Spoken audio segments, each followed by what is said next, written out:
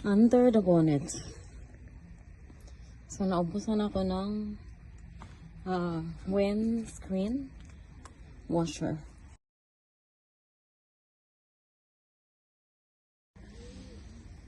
Lagot ako sa asawa ko. Sabi ng asawa ko, baka ko daw ang aking car. Masira ko daw.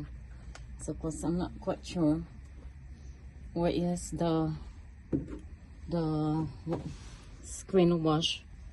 Is it this one, the part with the power flow?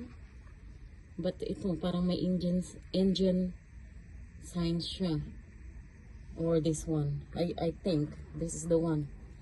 So kailangan ko amoyin ko ang screen washer and also the container. Kasi ito siya eh. Yan o, may screen sign. I think that's the one. Ay nako. Kaloka. Dapat talaga alamin mo, pag-aralan mo ang iyong sasakyan. So that hindi ka magkamali. Kasi ito, connected ito sa, seems like connected. Ayan mga kaibigan, ito pinakita ko sa asawa ko. Sabi niya, hindi daw siya sure kasi ang sabi niya, blue daw, blue cup. Yeah. So, pinakita ko yung picture nito. Ito siya. Blue and blue. But this is something like dark blue and this is a blue. So, nag-google ako just to make sure kasi sabi niya, it's not a rush, but every time it's not a rush is magdadrive ako is wala pa rin. So, kailangan ko talaga malaman how to maintain my car. So, this is the one.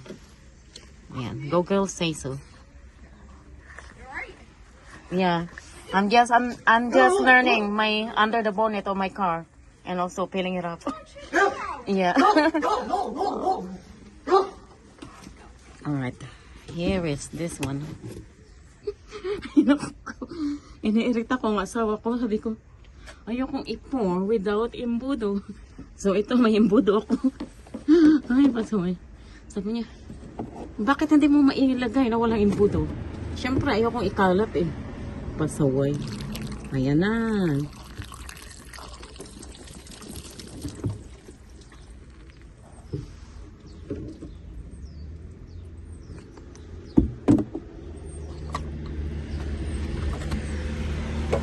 Ha? Pasaway. May inaalis pa ba doon? It's not.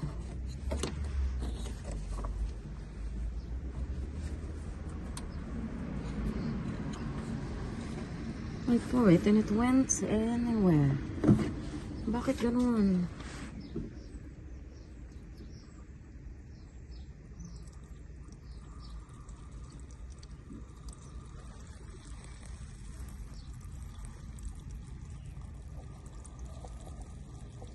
Gumamit ako ng imbudo, hindi siya gumana. Parang kumalat pa siya kasi nag-overflow. So ngayon, gumagamit ako without imbudo. Ay, ano ba yan? Kaloka talaga. I need more of this.